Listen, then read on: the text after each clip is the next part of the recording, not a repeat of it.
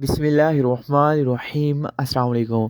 Saudi Arabia महकमा passport जवाज़ात की तरफ से इकामा के मुतल्लिक एक बहुत अच्छी खबर आई है कि अब अगर आप लोग चाहें तो इकामा की पिक्चर भी तब्दील करवा सकते हैं।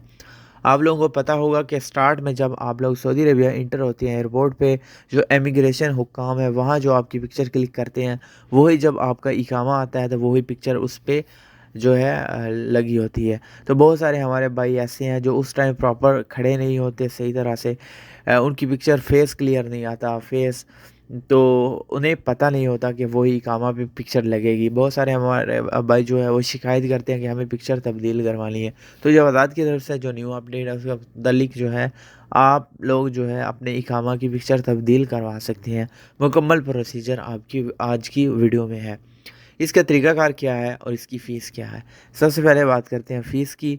इसकी कोई भी फ़ीस नहीं है, बिल्कुल फ्री है।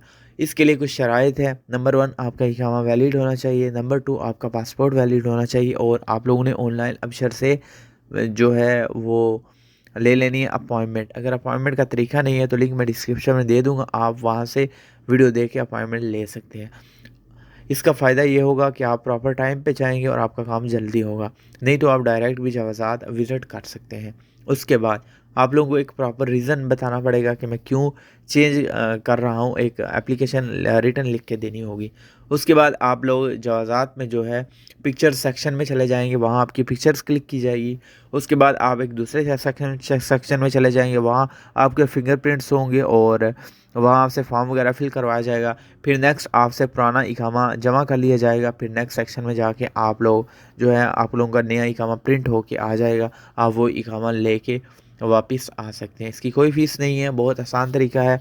विदिन 30 मिनट्स आपका ये काम हो जाएगा। Thanks for watching. इस वीडियो को शेयर कीजिएगा सोशल मीडिया ऐप्स पे। दुआ में याद रखिएगा। चैनल पर नए हैं, चैनल को सब्सक्राइब कर दें, बेल नोटिफिकेशन पे क्लिक करें और ऑल पे सेलेक्ट करें ताकि कोई भी अपडेट आए आपको नोटिफिकेशन मिलती रहे।